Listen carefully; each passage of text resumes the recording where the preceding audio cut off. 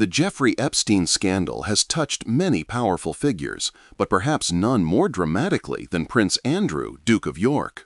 From friendship to fallout, from denials to a disastrous interview, this is the story of how a royal association with a convicted sex offender led to one of the monarchy's biggest crises in decades. Today, we're examining the documented timeline of Prince Andrew's connection to Jeffrey Epstein, a scandal that has had lasting consequences for both the Duke of York and the British royal family. This video focuses on established facts, court records, and public statements.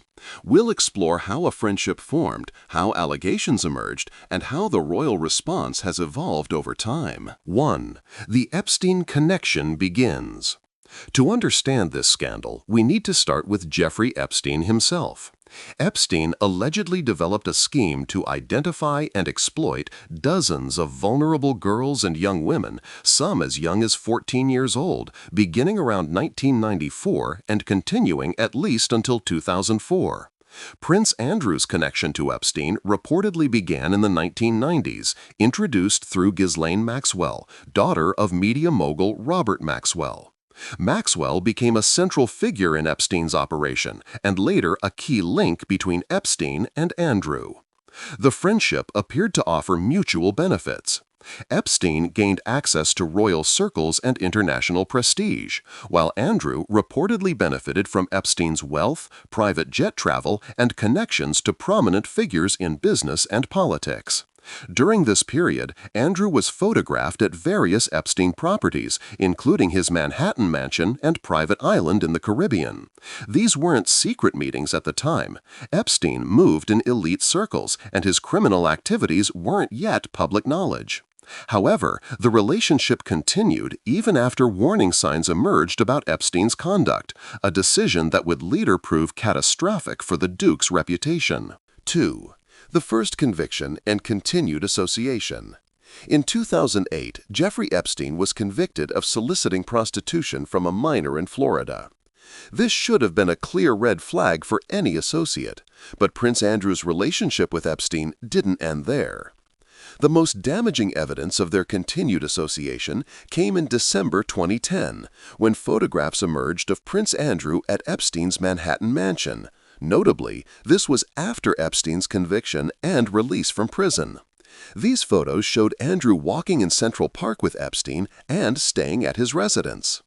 When questioned about this timing, Andrew later claimed he visited to end the friendship in person, describing it as the honorable thing to do.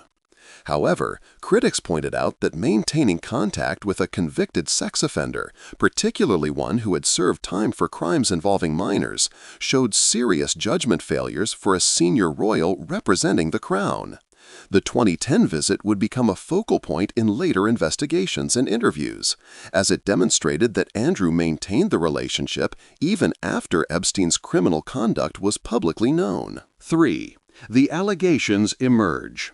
The scandal took a more serious turn when Virginia Roberts Giuffre came forward with specific allegations against Prince Andrew. Giuffre alleged he had sexually assaulted her more than 2 decades ago, when she was 17. According to court documents, she accused Andrew of sexually abusing her when she was 17, an allegation the prince called baseless.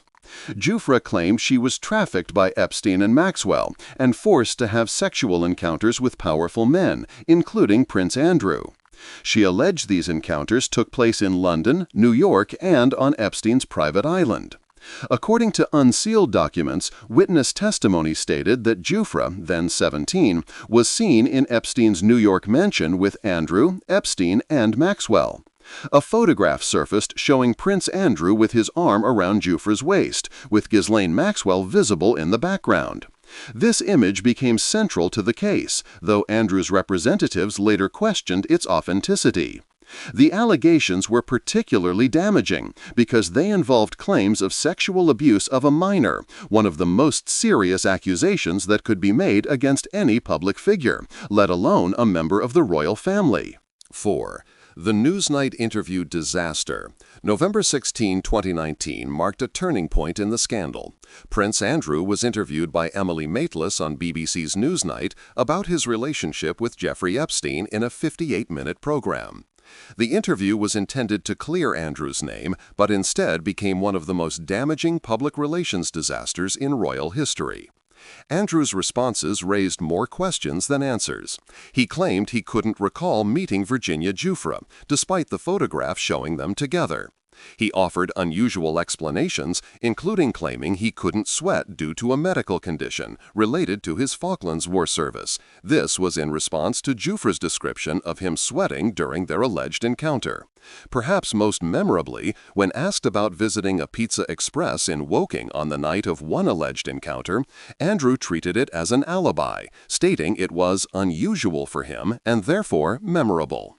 The interview showed no empathy for Epstein's victims and displayed what many viewed as a lack of remorse or understanding of the seriousness of the allegations. Public reaction was overwhelmingly negative, with many describing Andrew as appearing arrogant and out of touch. 5. The immediate fallout. The aftermath of the Newsnight interview was swift and severe. Within days, major organizations began distancing themselves from Prince Andrew. Multiple charities removed him as patron. Universities severed ties. The Royal Navy reconsidered naming rights for a ship. Corporate sponsors of his Pitch at Palace initiative withdrew support. Most significantly, Prince Andrew announced he would step back from public duties for the foreseeable future, an unprecedented move for a working royal. Buckingham Palace's statements became increasingly careful and distant, eventually stating that Andrew was speaking as a private individual rather than as a representative of the crown. The scandal also affected other royals by association, with questions raised about who knew what about Andrew's friendship with Epstein and when they knew it. 6. Legal developments and settlement. The legal pressure continued to mount. In August 2021, Virginia Giuffre filed a civil lawsuit against Prince Andrew in New York federal court, seeking damages for alleged sexual abuse.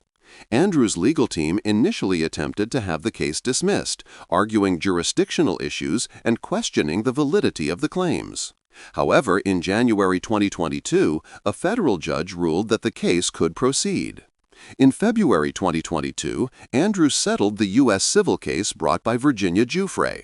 He has always denied the allegations, insisting he had no memory of ever meeting her. While the settlement terms weren't disclosed, reports suggested it was substantial, estimated in the millions. Importantly, the settlement included no admission of guilt, and Andrew maintained his denial of all allegations. The settlement allowed Andrew to avoid a potentially damaging trial, but was seen by many as an admission that the case was strong enough to warrant a significant payout. 7. Ongoing consequences and recent developments. The scandal's impact has been long-lasting. Since the settlement, Andrew has kept a low profile, rarely appearing at public events and maintaining a much reduced role within the royal family. Unsealed Epstein documents were released in January 2024. Andrew's name was listed as one of Epstein's clients alongside former President Bill Clinton. These documents provided additional details about the scope of Epstein's connections, but didn't necessarily reveal new allegations against specific individuals. In December 2024, Andrew was caught up in an alleged spying case after cultivating an unusual degree of trust with a Chinese man who was barred from the UK on national security grounds. This demonstrated that Andrew's judgment issues extended beyond the Epstein affair. Tragically, in April 2025, Virginia Giuffre died by suicide at her farm in Western Australia, according to her family statement. This development added another somber chapter to a case that had already caused immense pain to all involved. 8. The broader impact. The Prince Andrew scandal has had implications far beyond one individual. For the monarchy, it demonstrated the risks of association and the importance of due diligence in relationships. It also showed how quickly reputation can be damaged in the modern media landscape. For Epstein's victims, the high-profile nature of Andrew's case brought greater attention to Epstein's crimes and the experiences of his victims, though it also subjected them to intense scrutiny. For public trust, the scandal raised questions about privilege, accountability, and whether different standards apply to the powerful and well-connected. The case also highlighted the challenges facing institutions like the monarchy in balancing privacy with public accountability in cases involving serious allegations. The Prince Andrew Jeffrey Epstein scandal represents one of the most significant royal crises of the modern era. It demonstrates how personal associations can have profound public consequences, and how the failure to address serious concerns early can lead to much greater damage later. While Prince Andrew settled the civil case against him and continues to deny all allegations, the scandal has permanently altered his role within the royal family and serves as a cautionary tale about the importance of judgment and accountability in public life. This timeline is based on public records, court documents, and verified reporting. What aspects of this scandal do you think have the most significant impact? Share your thoughts respectfully in the comments below. For more coverage of major news stories and their implications, please subscribe and hit the notification bell. Thank you for watching.